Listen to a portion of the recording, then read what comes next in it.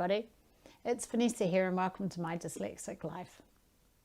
Today I'd like to talk about the love-hate relationship that dyslexics can have with structure.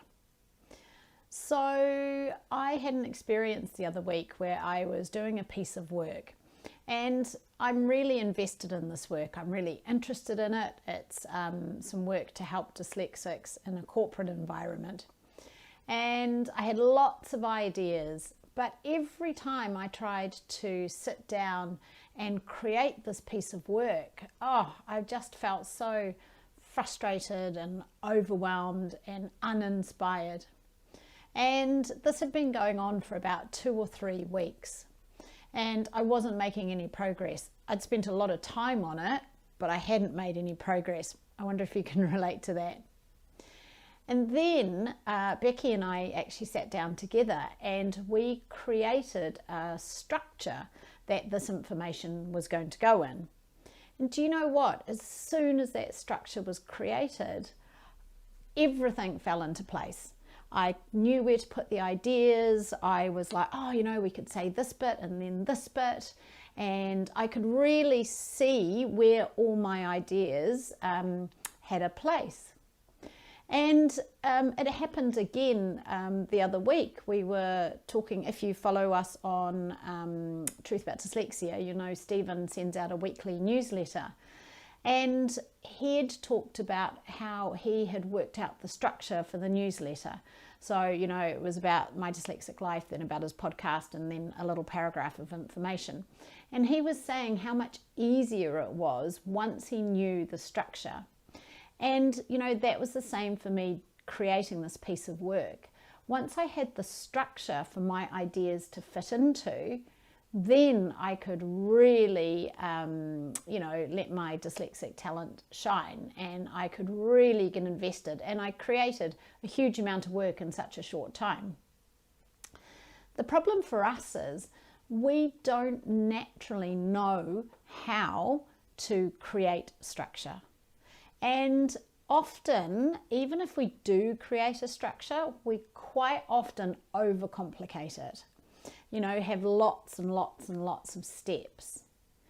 And, it is just a difficult thing for our dyslexic visual creative mind to do, is to create a simple structure. But actually, if you know that creating the structure isn't your strong point, then you can actually get some help with that bit. Get help with creating the system. Get help with working out that overall structure. And then you use your talents to fill the structure in. But I guess the other thing I wanted to say was how much easier it became once that structure was created. And it was a really good reminder for me that, I'd spent like 3 weeks battling with this project, not really making any progress. If at the beginning of that time, I'd thought to myself, actually what I'm missing here is a structure and spent some time with, Becky to create that structure, I would have been much more productive. But I didn't. I kind of got stuck in those dyslexic doldrums of like not really knowing where to start and overthinking everything and then kind of going off on random thoughts that didn't actually have any place. So, this is the way our brain works. It is part of being that beautiful, visual, creative thinking or that having that thinking style that we do. And it's just to let you know that, sometimes when something is really difficult, perhaps what you're lacking is a structure for it. So it was just an observation and it's a good reminder. I think sometimes when we live with dyslexia, we come across something that works and then we kind of forget about it. So it was a really good reminder for me that actually, if I can get help getting the structure in place, then I can allow my dyslexic creative brain to do what it does best. So let me know if you find structure helpful.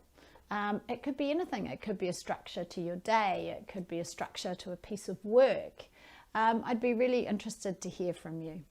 So I hope you all have a great day wherever you are, and I'll see you again soon. Bye.